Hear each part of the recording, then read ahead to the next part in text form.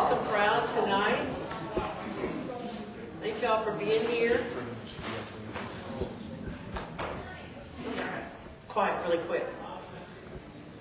Well, welcome everybody. My name is Vicki Kluche. I'm on the board of We the People Bayou Community, and I just really appreciate you guys coming out tonight. I know some of you are curious, some of you are angry, and hopefully we're going to get all of our questions answered tonight, so we know how to move forward. I'm going to start out with prayer and the pledge, and I'd like to ask Mr. Tom Hassel to come up and lead us in that. If y'all want to stand.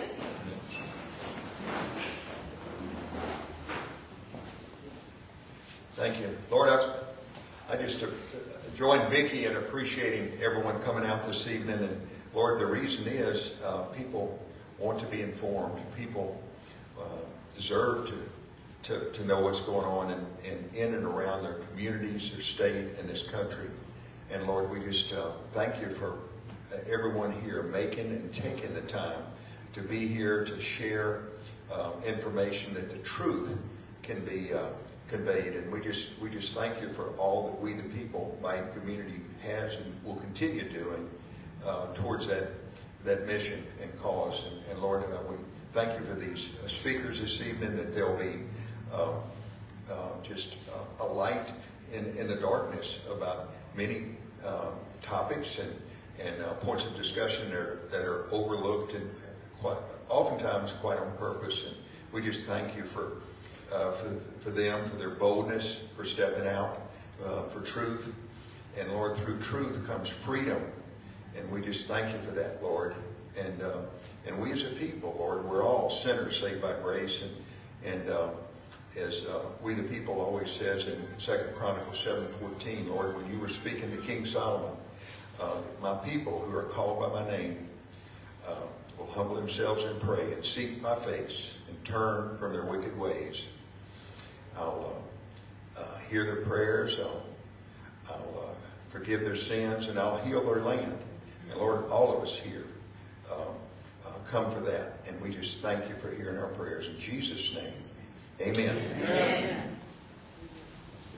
Pledge allegiance. To the flag of the United States of America, and to the republic for which it stands, one nation, under God, indivisible, with liberty and justice for all. Thank you, Tom. I don't want to forget them, because sometimes I do. I just want to thank all our volunteers with We the People Bayou. They're faithful and make it happen. We call them up, you say, can you be here? And they say, what time and what do you need me to do? They show up, they go, where do I go? What do you want me to do? So, I mean, it's just such a blessing. So thank you all the volunteers. And of course the board. You know, we're a working board. You know, most boards that I've seen, you know, you're asked to be on a board and you go to like a monthly meeting and you vote and you weigh in and that kind of stuff. Well, we do that and we do everything else. So we are a working board. So thank you to all the board members for just doing everything that you do. We love you so much. I want to recognize any elected officials that are here tonight, and some of them I know, and I'm going to call them out first. And then if I didn't call your name because I didn't know you were here, just raise your hand, okay? So from Lafourche, we have Mr. Bo Melvin from the Lafourche Parish Council. Thank you. Anybody else from Lafourche? They're here, District 5. District 5. Thank you for being here. And then from Terrebonne, Dr. Bud Kluche, who is a school board member. Is Pip Chauvin here? She was supposed to come. She may not have made it yet. Anybody else from Terrebonne that I'm forgetting? Okay.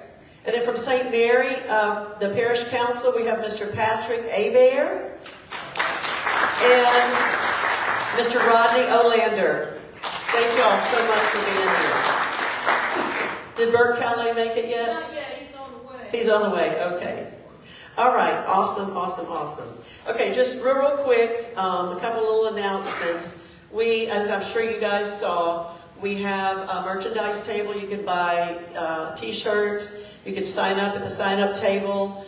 Donations are appreciated. We're a 501c3 nonprofit. And so we run on donations. That's what we do. Everything that we do is because people have been generous. So we'd love for you to sign up to be a member. You can, I think it's like $5 a month. Is that right? $5 a month? Okay. Or $10 for a warrior level, or warrior level couple is $15. Or you can give $1,000 tonight. It's fine. Just whatever y'all you want to do is good. Little announcement, we have begun a sister organization. We now have a 501c4, which will allow us to do some things candidate-wise and lobbying-wise that you can't necessarily do as a 3. So we're very excited about that, and we're also taking donations for that. And you know, this year is they're calling it America 250. It's our 250th celebration of America. It also happens to be our 5th year celebration for We the People Bayou. So I don't know what we're going to do this year. It's going to be fun, and we just think it's pretty cool that it lines up with America's birthday also. And then one last thing, we have a letter writing campaign that we've been involved in this year. And it is a letter that goes to the Secretary of State, to the governor, to let them know that we want paper ballots. We do not want to buy new voting machines. Anybody in agreement with that? And so we're going to be doing some secondary things, but we have some letters out at this table right here, Miss Rose in the green. So before you leave tonight, if you just sign it, then we will put it in an envelope, we will stamp it for you, and we will make sure it gets where it needs to go. We just need your signature. And if you want to put your address on there, that's great. Maybe they'll, get back with you. They're not very good at that, but, maybe you'll get a response. Okay, so I want to invite Jacob Todd to come up. Jacob is the outgoing president and founder of the Nichols State Turning Point USA chapter. So come on up.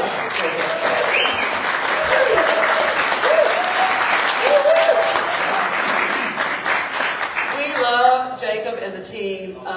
He just graduated from Nichols, by the way. So he's on his way. And he's going to tell you just a real short story, but it has not been an easy path. As you know, a lot of the universities are trying to start chapters, and they're getting a lot of pushback. So Jacob's going to tell his story. And also, I don't know if Emma's coming up. Are you coming up? Okay. Emma Petrie, who is over their social media. And they do have a new president, but he is like a lot of people. I think he woke up with 103 fever or something like that. No, he's having oral surgery. Yeah. That's what his deal is. So y'all just give a minute to Jacob, please. Well, thank you so much, Ms. Vicki, for having us today. We are really appreciative of everything y'all have done for us. As Ms. Vicki said, my name is Jacob Todd. I am a recent graduate of Nichols State University. I majored with a bachelor's degree in safety management and an associate's degree in petroleum technology. And as she was saying, it was not an easy road to get to where we are today. I started this chapter, or attempted to start this chapter, back in late 2023. I reached out to Turning Point and asked if we can start a chapter because I realized that there was a Turning Point USA, so I took the liberty to go and start one. And once we started going out and tabling, there was a really rigorous process at Nichols to where you have to go through certain programs of, even it being a public campus, you have to go through a 3-week process just to set up a table outside the table. So with that, and also going through a probationary period to where we had to find a faculty advisor, it took us maybe about a year to find a professor that was willing to be on board and helping us. We were finally able to begin that. It was hard to, be able to promote events and to be able to have speakers come on campus because we weren't able to get funding. SGA, we have to wait about a year in order to get funding from them. And other than that, we didn't have any money to fundraise with something. So it took us a long time. And it was a complete blessing that through, after Charlie got assassinated, we were reached out to by We the People and asked if we can come speak at their vigil. And I have to say, after that, I never would have believed when I started 3 years ago that we'd be in the position we are today. Especially after today, you see how Loyola was refused to be able to start a chapter, and Tulane, they were having a hard time. We the People has definitely helped us gain in numbers. They helped us, with promoting. We just came back from a trip to Arizona to where we were able to meet multiple people, hear from multiple big speakers, and even have 2 speakers that want to come to Thibodeau starting in the spring. So we're really looking forward to that, and we thank them so much for this opportunity. Now I'll pass it along to our social media, Emma Petrie. Hello, good evening. My name is Emma Petrie, as he said, and he shared with you some of our struggles. I want to share with you why chapters are important, how just in a short few months it has helped me, and why it's important that we all get together and we support things like this. So I'm the social media manager of the Turning Point chapter at Nicholls State University. I'm a freshman enrolled in political science, and I've always been passionate about politics and culture. And during this first semester, I've already met many people who disagree with my beliefs. Some even debated me. Some of these people even within my Christian circle. So in this environment, it's very difficult for me to not feel alone. Especially with those who do agree with me, they don't seem to care about taking action, which is a very important thing to me. So I was very excited when I learned about the Nicholls chapter, and I joined it immediately. So being a part of this chapter has made me feel that I am not alone, and that there is a community within my generation that I can be a part of. Being a part of a chapter has provided me with opportunities to be a voice and influence on my campus. Being a part of this chapter has given me opportunities to form amazing connections for my future. One of these connections and opportunities to make connections was AmFest. So thank you all very much for giving us this opportunity to go. And due to time constraints, there's many things I want to talk about but can't. So I just wanted to tell you all and share why I'm grateful for my Turning Point chapter and We the People. Thank you all very much for what you do, because it supports students like me and other students and many more students to come. Thank you very much.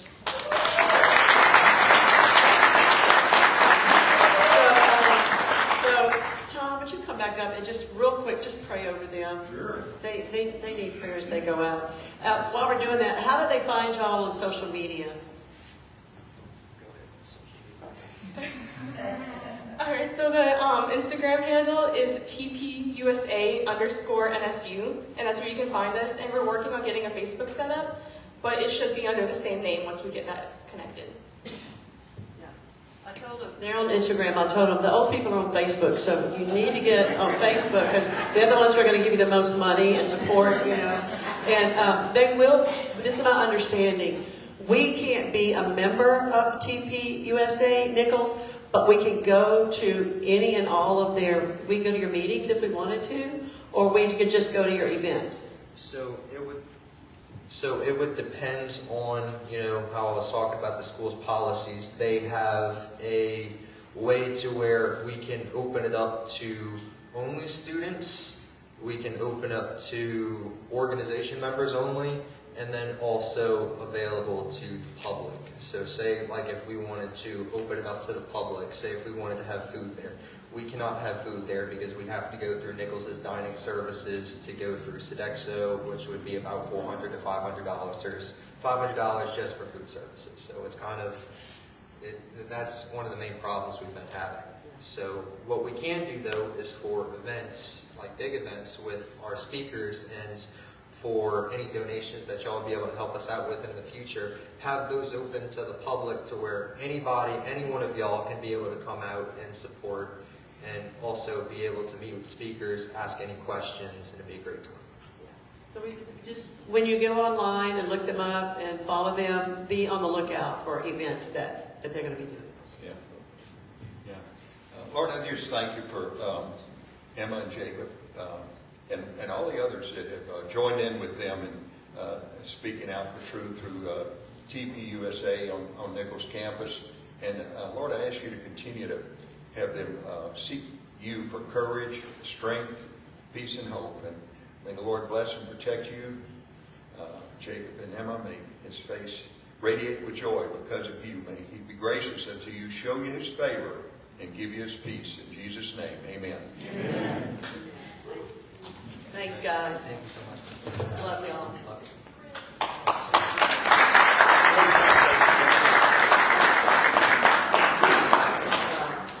Okay, so we're going to get started with our wonderful panel. Danielle Walker is going to come up and she's going to be our MC. Right before she starts, we're going to dim the lights. Told is how this deal actually works. We're told carbon capture is safe, environmentally friendly, and a simple solution. Capture the carbon dioxide, store it underground, problem solved. But what taxpayers were never told is how this deal actually works. For every metric ton of carbon dioxide captured and stored underground, companies receive an $85 federal tax credit. On the surface, that sounds straightforward, until you stop and ask yourself, why are we paying to store it under our ground in the first place? But capturing carbon dioxide isn't free. It's a process that requires energy, electricity, fuel, compressors, pipelines, and injection wells. And all of that energy creates more carbon dioxide emissions. Researchers estimate that capturing, compressing, transporting, and injecting 1 metric ton of carbon dioxide creates roughly another ton of carbon dioxide in the process. They capture 1 ton of carbon dioxide at the plant, create another ton in the process, and then inject 2 tons beneath our private property. So while the government says it's paying $85 per ton to capture carbon dioxide, if it takes capturing 2 tons to achieve 1 ton reduced, taxpayers aren't paying $85. They're paying $170 for 1 ton of CO2 reduction. Industry counts carbon dioxide at the whole, ignores the energy it takes to put it there, and doubles its profits. And our politicians call that economic development. Looks like industry isn't the only one doubling down. First, we pay to store industry's carbon dioxide. Then, we pay to store the carbon dioxide created to store it. They call it policy. We call it insanity. This doesn't just cost taxpayers twice the money. It takes twice the land and pore space, doubles the risk and use of eminent domain, and forces the public to store not only industry's pollution, but the pollution created by the scheme itself. If that's economic development, somebody is one heck of a deal maker. What you think about it, Governor? Before its political redefinition, economic development meant helping the people. Today, it means making industry richer. That's why people call it a boondoggle. At some point, we have to ask, are we industry first or America first?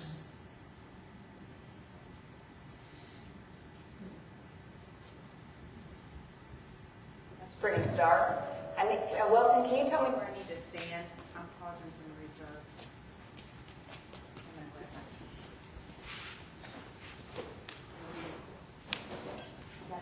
Will that be better? Try. All right, how's now? Still a little bit? All right. Any better? A little better? Yeah, there we go. Great. Thank you. Well, hey, everybody.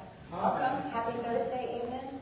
I'm Danielle Walker. I'm the board secretary for We the People Bayou community, and we're just so blessed to have you all here tonight. We are so thankful. We know it takes a lot to come out on a cool Thursday evening at the beginning of the year, so we are going to make it worth your while. We have some amazing panelists here to discuss with us tonight, to outline exactly what this issue is, what's happening in the state, what people are taking action and doing about it already, and what we can do about it here in our region as well. So let me go ahead and introduce our panelists. The first is my co-host at the State of Freedom podcast, Chris Alexander, and he is the head of Louisiana Citizen Advocacy Group as well, which is a group that's bringing accountability and transparency to the legislature and the legislative process. Welcome, Chris. Thank you for coming. Thank you for having me. Next up is Gary Musgrove, and he is a U.S. Air Force veteran, and he's retired from the Louisiana National Guard as well, and he is the owner of Kisatchie Hills Nursery. And next to him is Colonel Mark Guillory, and he is also a retired U.S. Air Force, and he served as the legislative assistant to the chairman of the Joint Chiefs. staff, as well as various other Air Force, Pentagon level positions. So we're just so blessed to have them, and they are both part of an increasingly influential organization, Save My Louisiana. So they'll tell you more about that, I'm sure, but you may want to bookmark that and keep up with them on Facebook. They're the ones who put out that great video, and they're doing a lot of really informative and provocative, rightfully provocative pieces. So why don't we just get started with the very basics? And gentlemen, I'll let y'all just jump in for now, and whoever wants to speak to the particular issues. But can we just start out with what is carbon capture and sequestration? Because it's something that we know is part of the Green New scam, but it's not necessarily so obvious what it is. I can attempt to answer this. First, I want to say I know just enough to get me in trouble, but it has. It really has. I'm not a scientist, geologist. I'm not an engineer. What I am is a father of 5, a grandfather of 7, and where I'm from, we call it the nursery capital of Louisiana. Up in Forest Hill, we grow a lot of the nation's horticulture up there, plants. And so I got involved because LSU had come down on behalf of our Rapides Parish Police Jury to sell us the benefits of carbon capture and sequestration. And those two are opposite sides of the same coin. All right, they do not go together. When we talk about carbon capture and sequestration, we're going to talk about exactly how that goes together and why they're opposite sides of the same coin. But I got involved because of one commodity that's very dear to me, and it's dear to you, and that's water. We cannot live and survive without water. And what I discovered from this meeting is that we believe, Save My Louisiana believes, that through this process of carbon capture and sequestration industry, that Louisiana is on the cusp of taking on 40% of the nation's carbon dioxide to be injected under the Chico Aquifer. The Chico Aquifer produces roughly 48% of Louisiana's drinking water. A little over 15 parishes depend on that water and outside elsewhere. My business is directly impacted because that's how we water our plants. It's based on that Chico Aquifer. And right now, over the years, and it comes and goes through various droughts, the Chico Aquifer is down about 8 feet right now. So it is very critical to you and to me and to the livelihood of Louisiana. So I got involved because I didn't want to see CO2, carbon dioxide, injected under our Chico Aquifer. So what is carbon capture and sequestration? Well, you'd have to go back to the 70s. A little bit closer? Okay, you'd have to go. Turn it on. Is it on? Yeah, turn it on.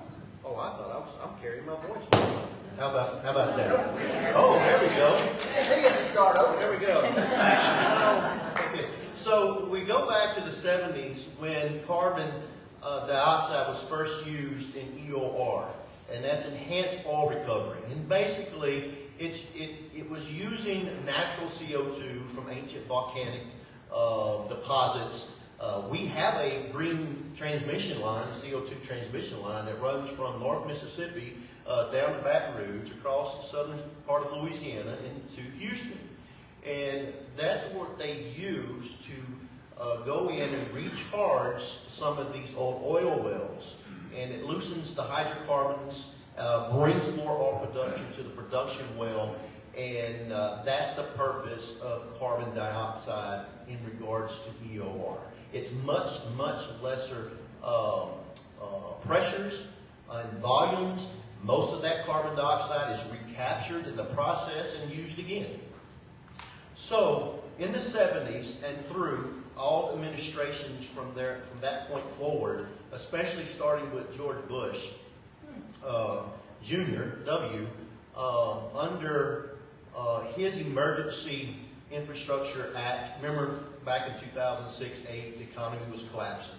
Industry was falling apart. Automotive sector was about to go bankrupt, and we had to inject over 400, I believe it was $400 billion at that time. It could be 800, I don't remember. But during that legislative process is when they came up with the first Q code under the IRS tax structure under 45Q. And that was a subsidy given by the federal government to the industry to capture their carbon. But the purpose was to use for EOR, to get the oil back out of the ground. And that was about $25 per metric ton. Since then, every administration has capitalized on this and increased it to, under the Biden administration, and under the big beautiful deal was continued, it is now up to $85 per metric ton of captured CO2. So, when the World Economic Development Forum, I should say World Economic Forum,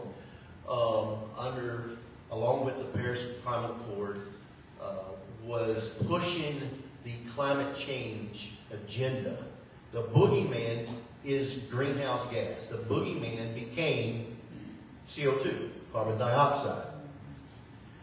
Industry, on the other hand, fought against it up until really the Biden administration.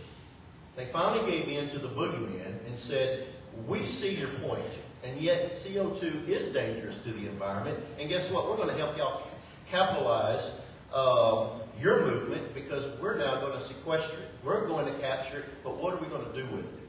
They monetize it. The federal government, through these subsidies, have monetized carbon.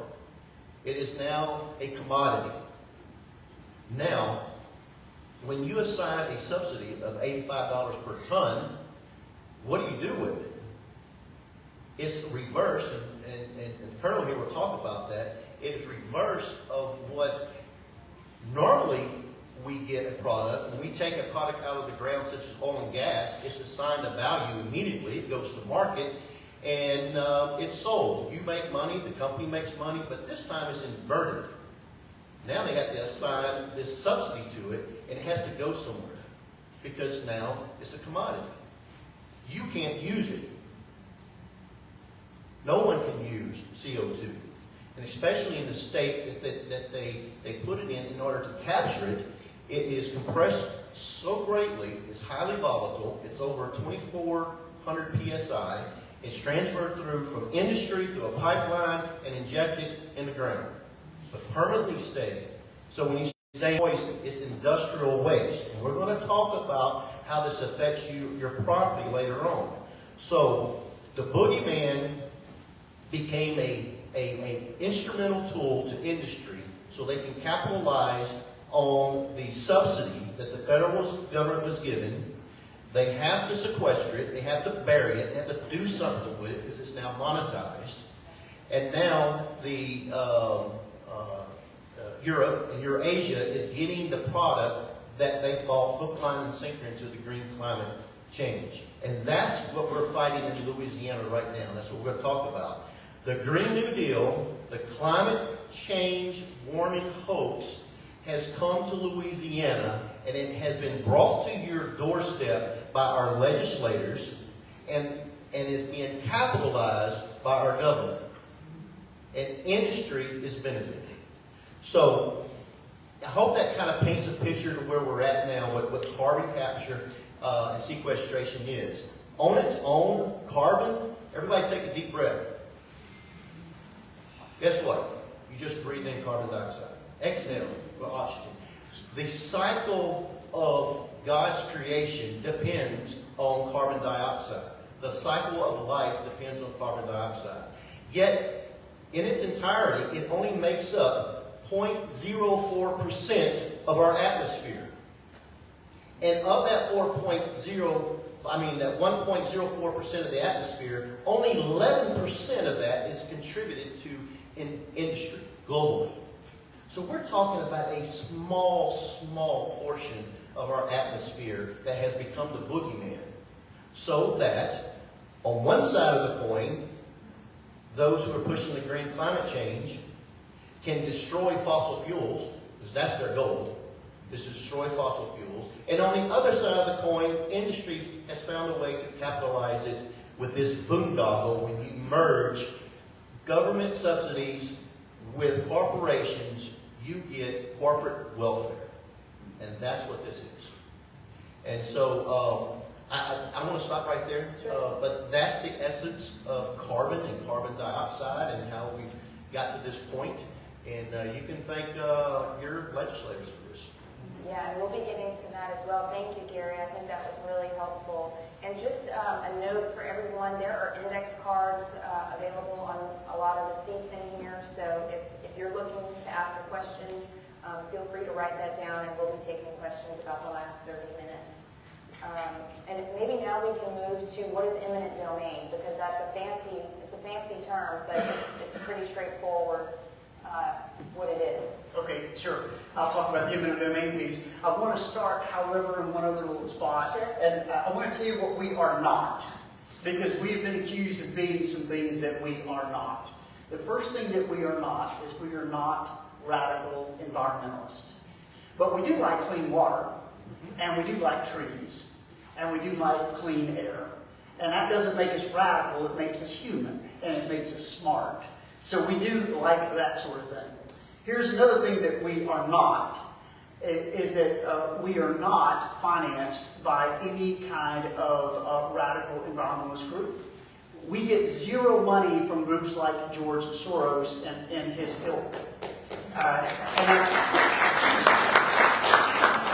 And I'll tell you, if we are getting that money, then we're not very good at spending it because we don't have anything. So that sort of thing. I will tell you that George Soros does support something, and it's called climate change. Climate change, as all of you probably will agree with us, is a great hoax. It's probably the greatest hoax of the millennia. For 1,000 years, it's the worst thing we've ever seen. And it's about taking away your rights. It's about making you poor. It's about making you dependent on a government. That's what the World Economic Forum is about. You don't have to ask us. You can go look on their own website and read about it.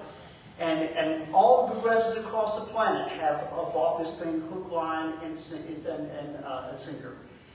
Climate change, the hoax, is ultimately about relieving you of your independence, and we start with your property in order to do that. And what your legislature has done, they call us radicals because we oppose carbon capture and sequestration. Yet they have, for at least 5 years, passed legislation after legislation, which has enabled climate change. Now I'll ask you, who is the radical? Climate change is a radical idea. And these guys and girls up in Baton Rouge have helped climate change move along. Because all of this that we're talking about, capturing a greenhouse, what they call a greenhouse gas, supposedly causing warming, CO2 that we all breathe, a circle of life, just as Gary just said, that is brick one on the climate change hoax road. And our legislature, our Republican conservative legislature, has helped them make the greatest headway on this. So I ask you, who are the radicals? What we're talking about is we want you to be independent. We want you to maintain your property. When our founders created this nation, there were 3 primary rights that they talked about. What were those? Life, liberty, and property. Life, liberty, and property. Why is life, liberty, and property so important? Why is property included in that? Because property is what ensures your independence. Property ensures that you can have a life. Property ensures your liberty. Property means that you are not dependent on a government. And if a government wants you to be dependent, where will they start that you may not notice before the other two? They come after your life, that's going to be pretty obvious. They come after your liberty, you say you don't like that either. But boy, they can sneak around and start taking around your property, and before you know it, you don't have any liberty. And then your life is at the beholden of someone else and not you. So when our founders created this nation, they recognized that life, liberty, and property are the essential 3 elements that ensure the greatest society the world has ever known. And when Louisiana created our Constitution, we ensured that the very first thing it talked about was we are creating this government to do one thing. And that one thing is to do what? Protect life, liberty, and property. Because in those things we ensure that our societies can not only exist, but they can flourish. So we are not radical environmentalists. One last thing that we are not. We are not anti-industry. Industry is what requires our societies to work. And I can tell you one thing, this kid right here is certainly not anti-oil and gas. My father worked for oil and gas for 30 years, and a lot of you in this room did it for that long and a lot longer. It's what helped clothe me. It's what helped pay for my college and gave me the opportunity to go and pursue my dreams. I wanted to be a pilot since I was a little kid, and I got to be that. I wanted to be an officer in the Air Force, and I think I did pretty well. So oil and gas industry is not, we are not anti-oil and gas industry at all. But I can tell you one thing. You can't take that industry and turn it upside down and decide to pump poison in the ground and tell me it's the same thing. It is not. Now, all this comes down to property. Eminent domain. Most of you know what that means, but let me remind you. Eminent domain is an inherently governmental power. Only the government can have it. Why is that? Because it is a claim that the government makes on your property for a particular purpose. And that purpose has to be a public purpose. And it has to be a necessary purpose. Now, in case you're wondering where we figure all that out, well, we've got a Constitution that tells us that. A will of the people that said, this is how we're going to organize, and then we're going to build a government on top of this will of the people. And we're going to give this government powers, and we're going to limit its powers. And in Article 1, Section 4 of that Constitution, we line out exactly what your right to property is. One of the primary reasons of the government to exist, protect your right to property. And so eminent domain becomes this ability for the government to take that right away. But we prescribe exactly how you can do it and what you can do it for. And it's very strict. One of the strictest in the nation. I like it quite a bit. You should read it if you have it. It's kind of long, which is good because it's detailed. So eminent domain is that, inherently governmental power. What does inherently governmental power mean? It means that you do not have that power. Because the point of government is to protect my rights. From whom? Well, protect Dr. Judd from me, and me from him, and all of us from the government, and industry from us, and us from industry. It's all about making us, the Constitution is making us level, equal with everyone else, so that no one has power over me. No industry and not one of you, and vice versa. And so this idea of eminent domain is only a thing that the government can do. And it has to do it through due process, and we have defined it in Article 1, Section 4. When it takes place, what's the next thing that you can do? You can expropriate. Expropriate means you now actually take the power. And when we look in our Constitution, we have specific language that tells us that it cannot be done for economic development. What are all these guys talking about? What's all this carbon capture about? Economic development. And the Constitution says directly, you cannot use eminent domain specifically for economic development. Well, who are these guys in Baton Rouge that decide they're going to change that? Well, we decided as a group at St. Louisiana, and all of you and your organizations are part of it too, to decide that no. You cannot write a law that abrogates, that changes the rights that the Constitution, the will of the people, has provided. And so therefore, we petitioned our governor, and our governor didn't like what we had to say. He produced a moratorium a few weeks later that absolutely did nothing. It was a deception. And then we've talked to our legislators, and what have they said? Oh, we fixed the problem. And they did not fix the problem. We'll talk about some details about that later, how they didn't fix the problem. Listen, any legislator who has taken an oath of office and they took it to the Constitution of this state, I know a thing or two about taking oaths to a Constitution.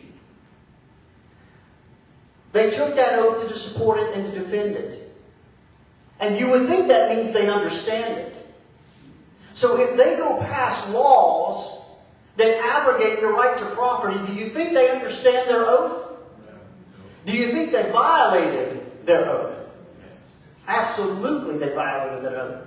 We've had some of the members of the legislature tell us, I read it, I didn't read the bill, I didn't know. But they voted for it. Some of them read it, didn't understand it, and they voted for it. Yes, by the way, they voted yes. So my problem with the legislators who got us exactly in this place, where now your property rights, big or small, they are in jeopardy. Because if this company comes along, if a sequestration company comes along and decides they want a piece or all of your land, and we're not just talking about the surface, we're talking about the subsurface, the whole thing, and you own all of it. They can come along and decide they want it. And under the current law, Title 30, 1108, they have been given the authority of eminent domain. Now, didn't I just tell you that that's a governmental power? And didn't I just tell you that you have to go through a due process of law to get it? Well, how in the world will the legislature give these people the power of eminent domain? There's a whole process that the Constitution tells us of how that can be done and for what purposes it can be done. And now all the legislature decide they're not going to do it. The legislature, that these people that didn't read this bill and they voted for it, that's negligent. And for those who read the bill and didn't understand it, that's called incompetence. And for those who read it and understood it and voted for it, that's called treason with a small t. And there's a difference. Small t is you have an obligation to defend your oath, and you didn't. Big T is, well, that's where you get into some really bad stuff there. But that's what these people have done. And now they're trying to tell you, oh no, we're going to fix it. Oh, it's not all that bad. Yes, it is bad. I've got all of it right here. And you have access to it as well. legis.la.gov. You can go on there and you can look at the Constitution yourself. And you can look at all the laws they passed. That they will stand there and tell you that no eminent domain is not a thing. It's absolutely a thing. And carbon capture sequestration industry, private companies, for private gain, using the money in your back pocket, by the way, because this stuff is worthless to you for any other reason. They're going to take it and take your property away. Forward. Oh, yeah. And then there's the foreign and domestic part. Now, let me explain. Foreign is defined as anything outside Louisiana.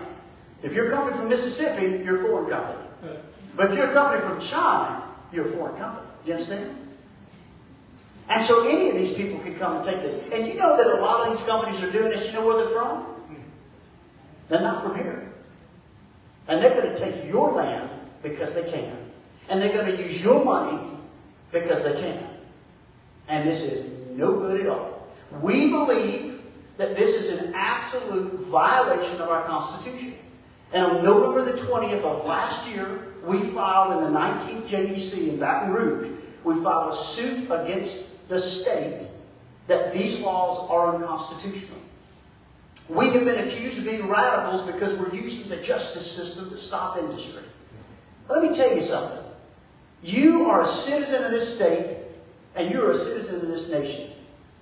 That doesn't mean you just get benefits. That means you also have a responsibility to do something when you see something wrong.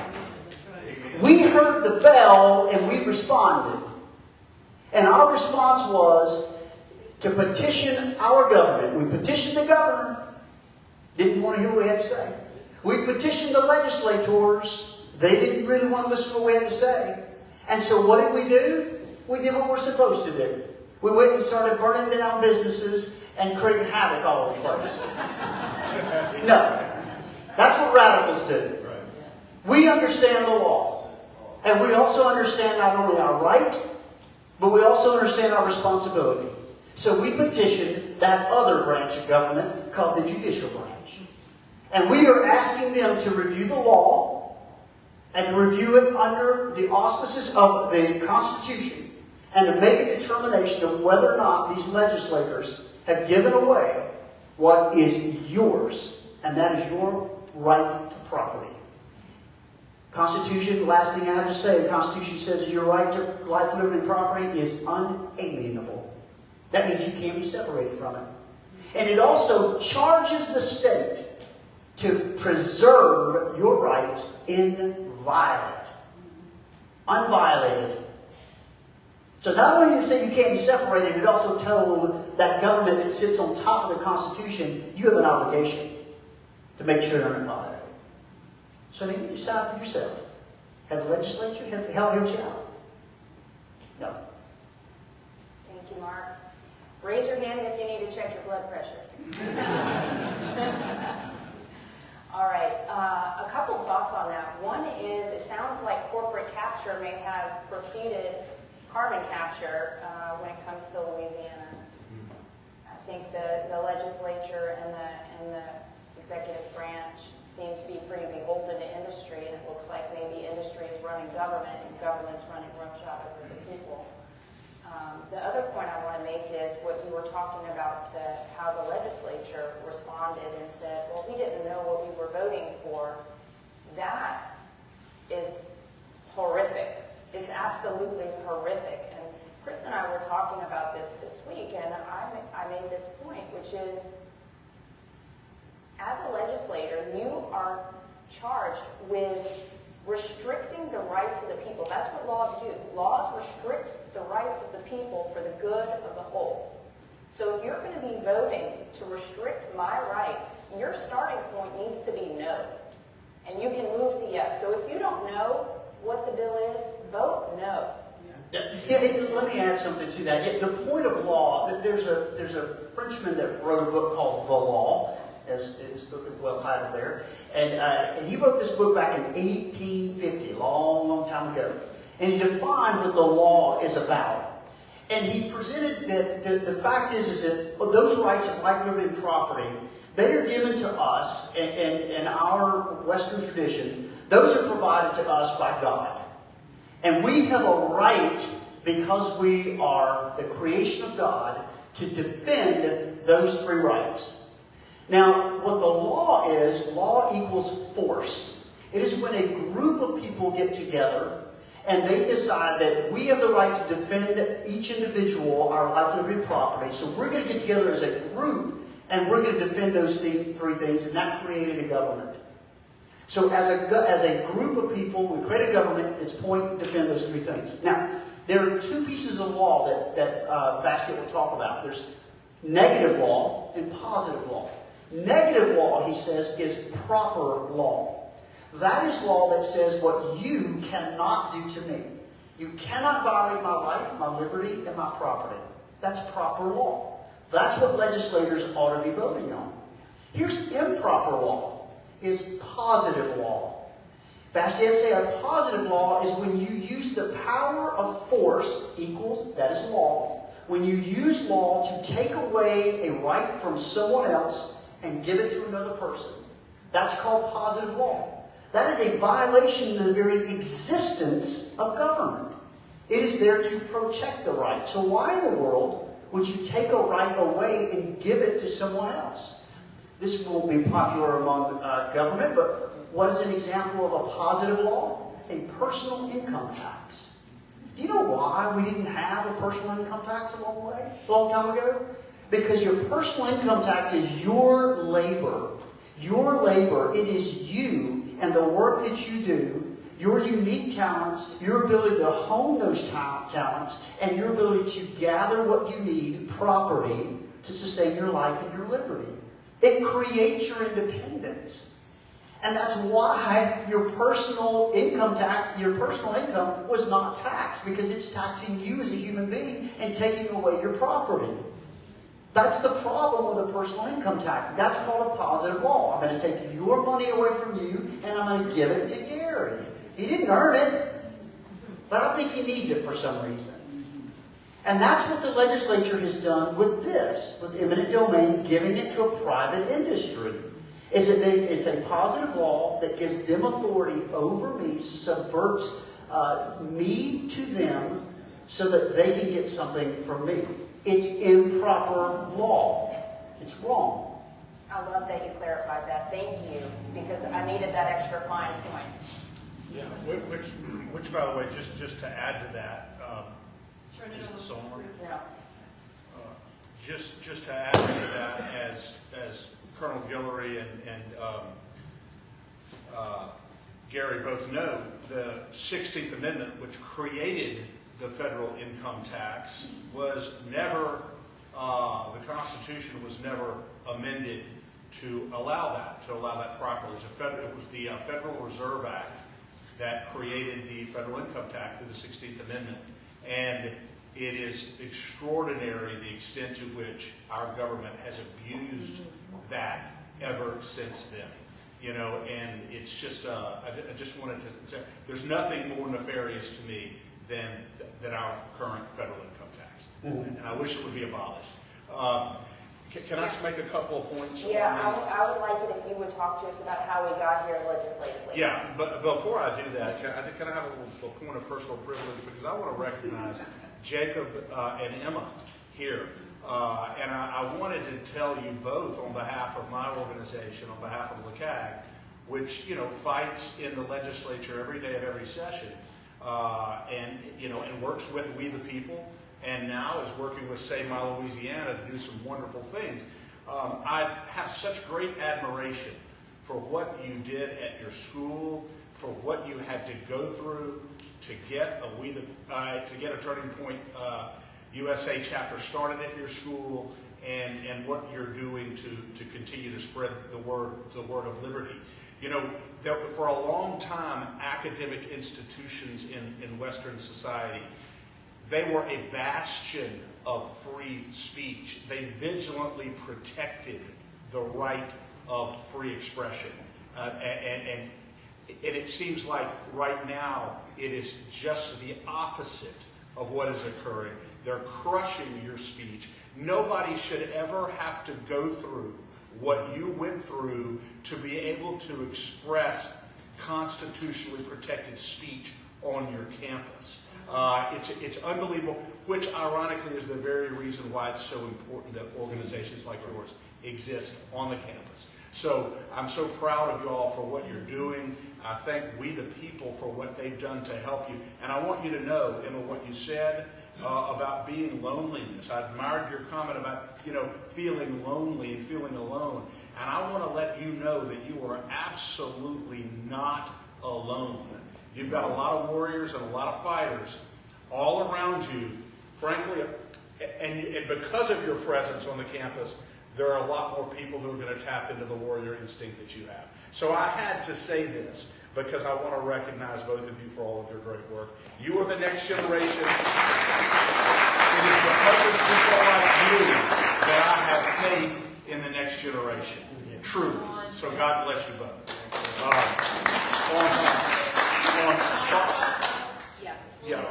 Pull it closer. Absolutely. On the carbon capture and sequestration, a little closer. The carbon capture and sequestration. In 2020, while there was some prior legislation back in 2009 that, you know, sort of in vague terms outlined carbon capture and sequestration in Louisiana and talked about some rights of corporations to be able to seize property. It was 2020 Act 61, Senate Bill 353, that really expressly codified in Louisiana in 2020 the right of private corporations to seize your property in order to bury carbon dioxide under your property. and to transport it across property in pipelines. And you know why? You know what the justification for it was? And the basis upon which they established eminent domain, you know, as Colonel Guillory said, eminent domain, in order for people to be able to take your property, specifically the government, it has to be in pursuit of a public good, a water well, a bridge, something that benefits all of us. Eminent domain is allowed under the Constitution for that reason. But not for private corporations and not for this. But our legislature in 2020 declared this menace, this racket of carbon capture and sequestration, a public good in order to protect the environment. So that's how they got eminent domain into the legislation. It is a complete racket. There is no such thing as man-made climate change, but that's what they use. And ever since then, we've been fighting against this more and more and more. And now, you never hear them talking about, when they're trying to justify carbon capture and sequestration, you never hear them talking about climate change anymore, because everybody knows now that that is a lie. So all they talk about is economic development, really indirectly making our argument. Because as Colonel Guillory said, constitutionally in Louisiana, you're prohibited from seizing private property strictly for economic development, even if there are incidental benefits associated with it. So this all started in 2020, okay? That is when every one of our Republican legislators voted for this, and ever since then, many of them have been making excuses for why they did so. It was a long bill. We didn't understand it. It was the height of the COVID pandemic. The bottom line is they were down there for a reason doing this in the dead of the night, verbally speaking, because they knew that nobody was paying attention because we were concerned about the COVID pandemic. But this was revolutionary legislation that they ushered in to our state. And it is. And so whenever you hear any legislator, including the ones from down here, all of whom voted for this, all of whom, and I'll tell you, Joseph Ogeron has been an absolute menace in the legislature when it comes to killing good anti-CCS legislation. He sits on the House Natural Resources Committee, and every single item of legislation that came through in 2025, he helped kill in the House Natural Resources Committee. Jessica Domingue is another one who absolutely betrayed the citizens of this area in supporting this racket. Zizarang, who I don't believe is in the legislature anymore, is another one. He is. Well, he is? He's still there. Oh, he lost his clerk of courts race, but he's not retired. Anyway, so Mike Macy was slightly better on this issue, but only slightly better. Okay, and Beryl Amade has done some very good things. One of the few, even though Beryl herself, and she will tell you, Beryl has not been perfect, but Beryl will tell you, okay, I made a mistake, but she's trying to make right by it now. But frankly, none of them have really stood up and done what's necessary. If they were serious about this, and we have been beating the drum on this relentlessly, and they all know this, they should be demanding a special session right now to go back into the legislature and repeal this Act 61 that ushered this garbage into our state. And they are not doing so, and the only solution, they are cutting around the edges here. They are trying to make it appear as though they're really doing something. The bottom line is this precedent that has been set by this act, by this bill in 2020, that allows private corporations to seize private property through eminent domain for this absolute racket, which is dangerous to our health, has to be fully repealed and rescinded and buried in the ground right next to where they wanted to bury. There should be plenty of room under there where they can burrow this bill in the ground. No trimming around the edges. A full repeal is the only solution here. Last point I have to make here. The reason why carbon capture and sequestration is such an important issue in Louisiana is because it is one of the very few issues, if not the only one right now, that touches directly on your money in the form of billions of dollars of your money that props this up, because it would fold like a cheap suit if we weren't subsidizing it. Number two, your private property. If this precedent is allowed to stand and a private corporation can take your property, it is only at that point a matter of time and degree before they do it to somebody else for some other reason. That's why we have to get this done now.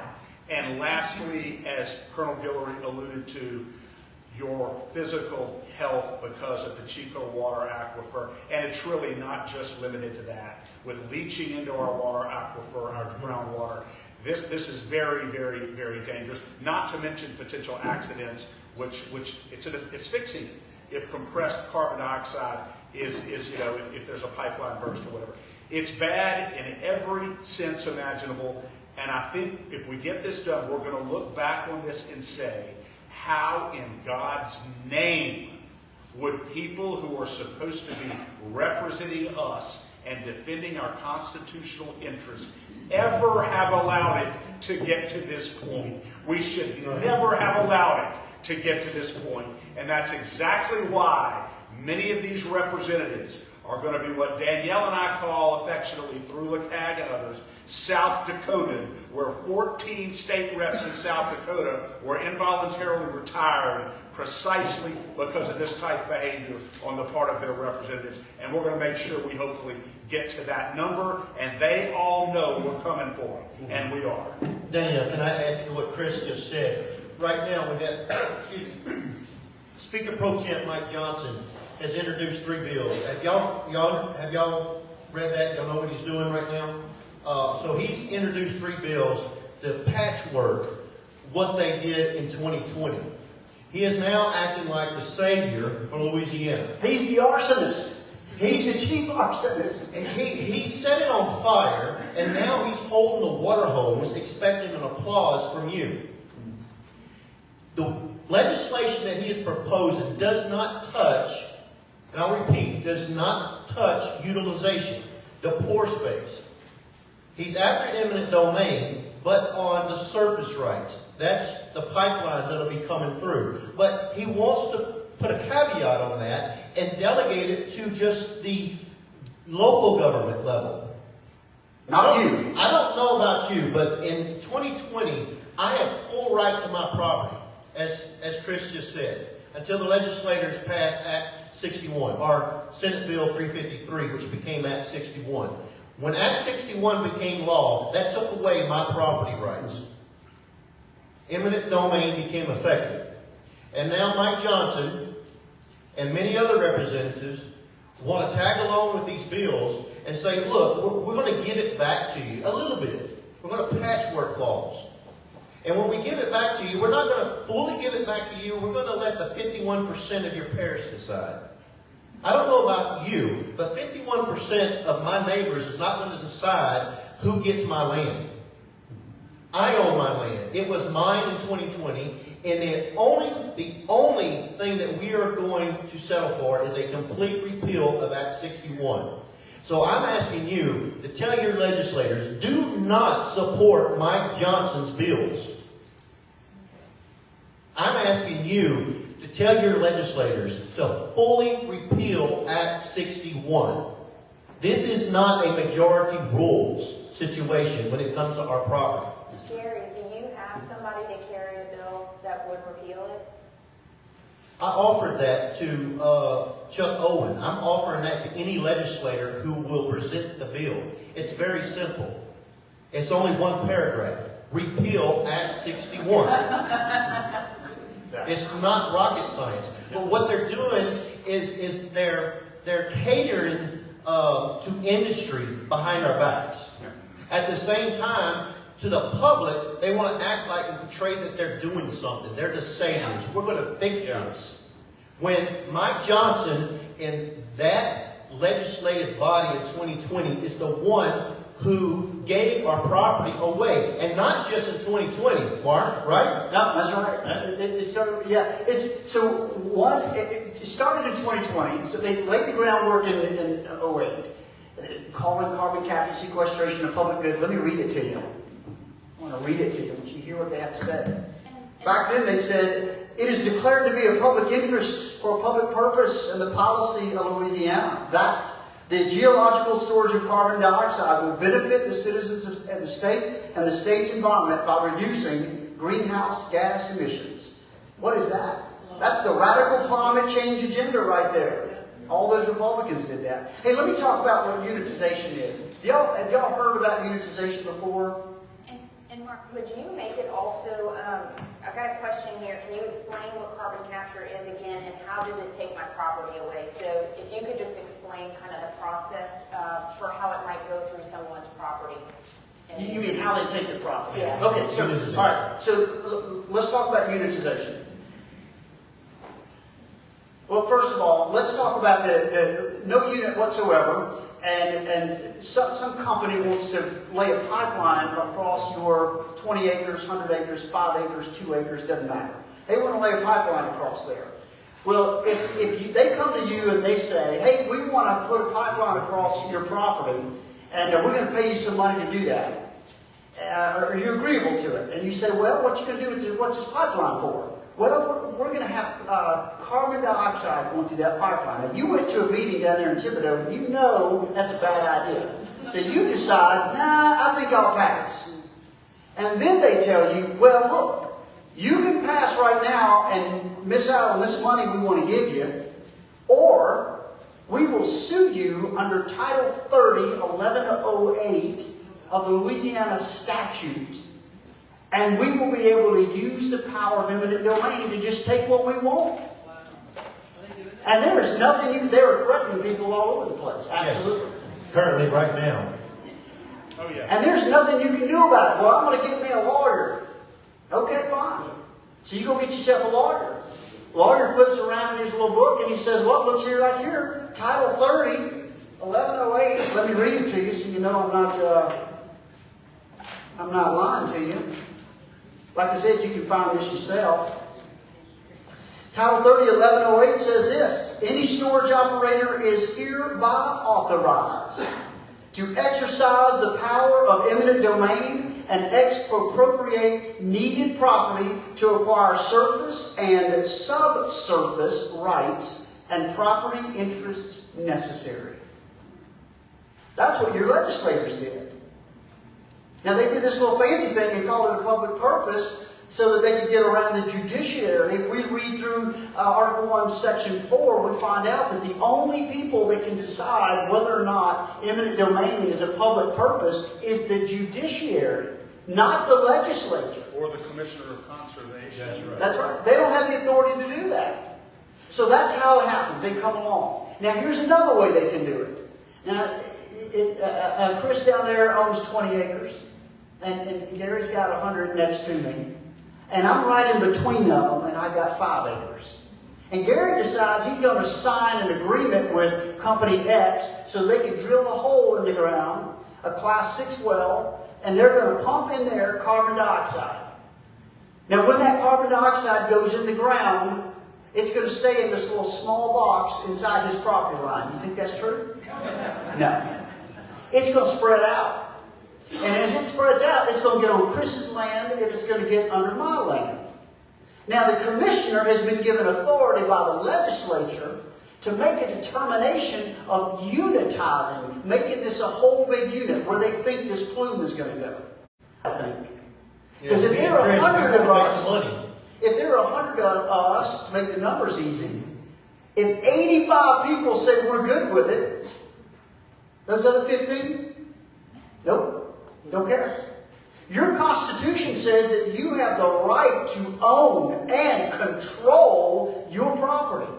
But your legislature decides they knew better. And why did they know better? Because they are pushing the radical idea of climate change. That greenhouse gas emissions need to be taken away so the earth doesn't warm. And right here in 1978, well, hang on, 1984, 1992, well, you get the picture. They've been telling us that it's going to be warming up and we're going to be dead for years.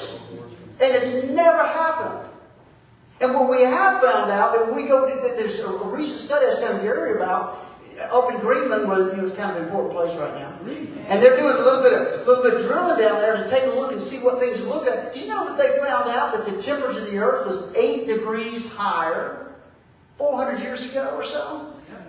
And they're all concerned about 1.5 degrees. Now, I don't know about you. Our education's not that bad in Louisiana. I think 8's bigger than 1. And if 8's bigger than 1 in this regard, and we're still here, it seems like that's going to be all right. But your legislature has decided that greenhouse emissions of CO2, that cycle for life, is a poison, and we got to capture it and put it in the ground.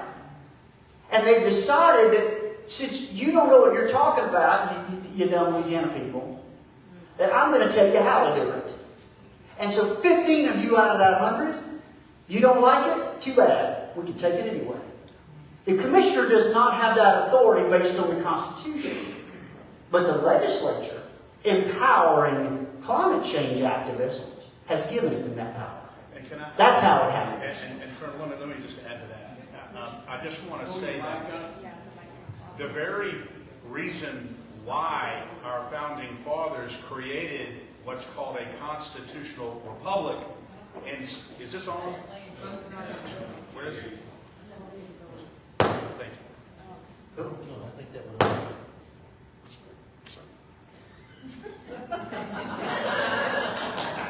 You're a good man, you know that? I'll do my best. Maybe you turn up the volume because that's sticking here. Anyway, let me just talk loud. I'm the 6th of 12 kids, and I'm used to talking loud because I was never heard, okay? So anyway, the reason why our founding fathers gave us a constitutional republic instead of a pure democracy is precisely to avoid what John Stuart Mill and John Locke and guys that our founding fathers read and based our Constitution on. They called it the tyranny of the majority, which means that 99 people want something that is a violation of the core inalienable rights of the 100th person in the group, 100. It cannot be done because it's a trespass against core rights. In this case, our legislature made the decision. If 85% of the people in a unit agree that a private corporation can do whatever they want on our land, to hell with the other 15%. To hell with their core basic constitutional rights. And that is exactly what our founding fathers wanted to avoid by giving us a constitutional republic. There are certain rights that we all have that cannot be infringed upon, no matter whether the whole country wants to do so, if they involve a fundamental right. And so that's what is so reprehensible about this. And if you happen to be in the 15% that doesn't want to surrender your land, well, too bad. Anybody want to be in the 15? Anybody? And Colonel, y'all are suing. I don't know why that's happening. Sorry. Y'all are suing. Would you talk a little bit about the lawsuit and has anything stopped because you have filed the suit? No, nothing has stopped. So the lawsuit that we filed, and you can take a look at it because it's all there, it's public record. We never, ever hid it from anyone. It was all public, and that's one of the things that makes the politicians so upset. Everything that they have done in the darkness and the nefarious deceptions of what they've done, and everything we've done has been in the light, and they don't like that at all. The final, I do not have that one, but I'll have to get it for you.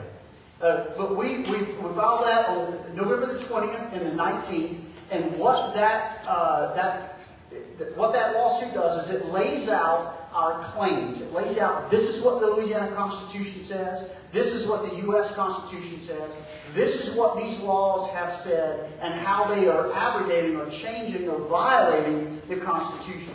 And what we're asking for, we're not asking for any money, we're not asking for damages, it's not what this lawsuit is about, but we are asking for an immediate injunction against the entire body of law that the legislature created, which enabled the carbon capture industry stop all that stuff, so they would have no authority of eminent domain until this thing was settled throughout the court, and then the court would do its thing. We wanted to ensure that this battle took place in public. And that's one of the reasons we tried with the governor and the legislators, like I told you. But we know that in a court of law, that all the information is public. Everyone is going to have to bring it all in, put it all on the table, look it out. Why? So that you can see it. We want you to see what they did in the dark.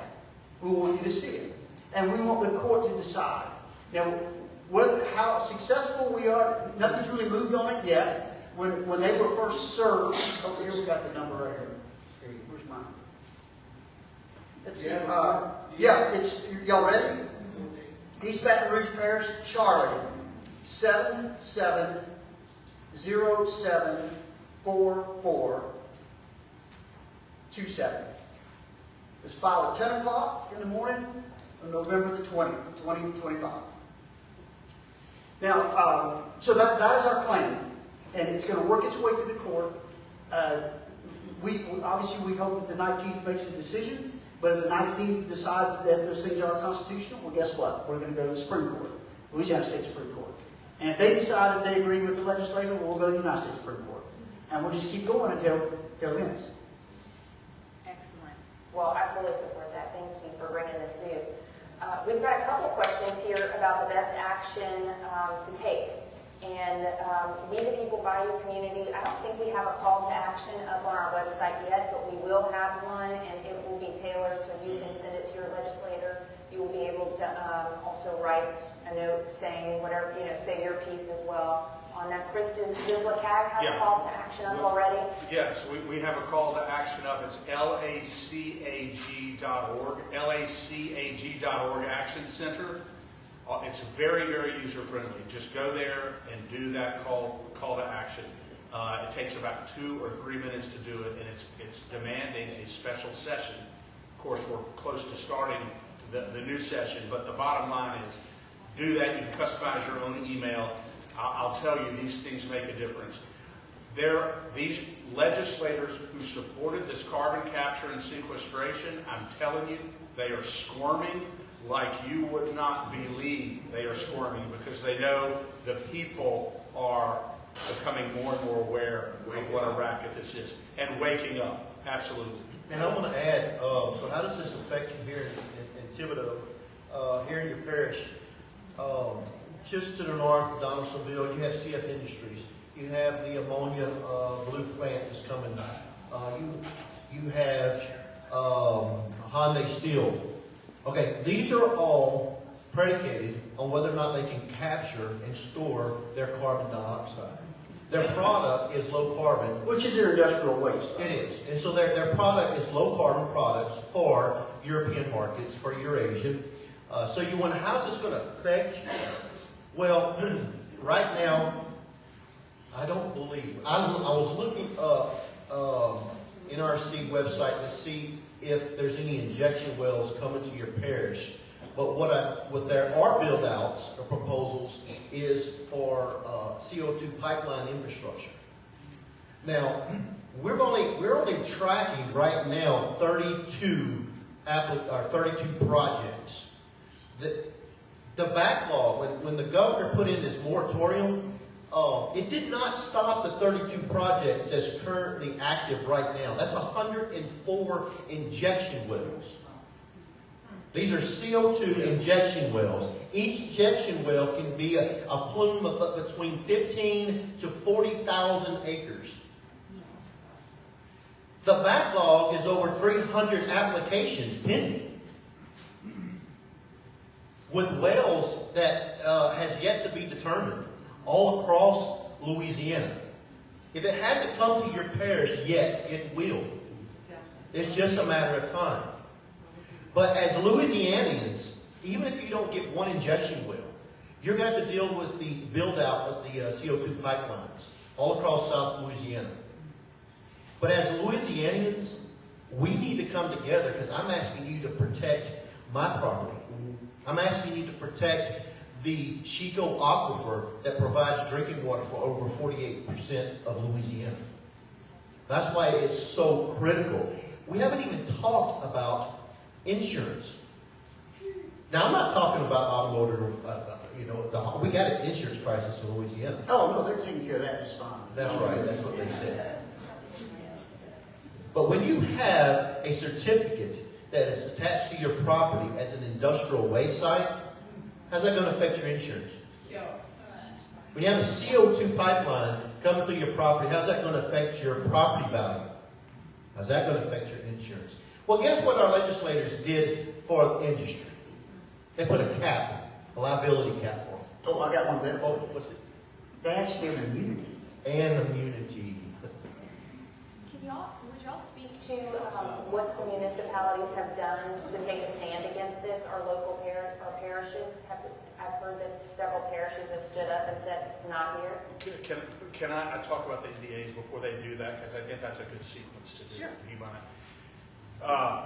And then because there are local municipalities who are defying the NDAs. But they have what's called these non-disclosure agreements. And Danielle and I had on the State of Freedom podcast a very accomplished attorney who was talking about all the non-disclosure agreements he received through public records requests he made. You know what those are? Those are agreements between these private corporations and local governments detailing the carbon capture and sequestration projects. Where they're going to go, how it's going to run, where they're going to, the diameter of them, who all is going to be affected by them. All of the details of these agreements are in these non-disclosure agreements that the local council members are prohibited by these agreements from talking to their community members about, from talking to the people about.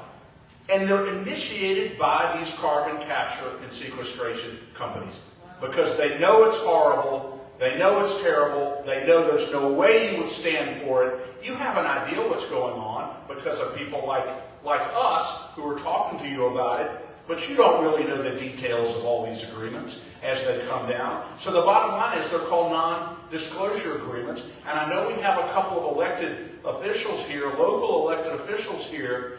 And so I'm going to ask for your commitment that if you get one of these non-disclosure agreements from a multi-billion-dollar corporation about one of these agreements on CCS, that you're absolutely going to reject it, and you're going to be a whistleblower who defies that and lets the local community know exactly what's going on. And I'm sure that we can count on you to do that for us. It's very important. Now, Colonel Guillory, and I want him to talk about, how local governments, many of them are defying these agreements and doing the right thing. So, Well, before you do that, Chris, would you also speak to what the Louisiana Economic Development Agency is doing with respect to those non-disclosure agreements? They're instigating. I would love to talk about that. That is a question for Gary because he talked about that on our show, and you're not going to believe this. I'm glad you're sitting down. Well, we were talking about what are municipalities doing right now in parishes across the state. Overwhelmingly support when we Save My Louisiana when we go into these regions, these parishes, and we begin educating the citizenry of what's coming to their parish, the carrot. I want to talk about the golden carrot that's coming to the parish.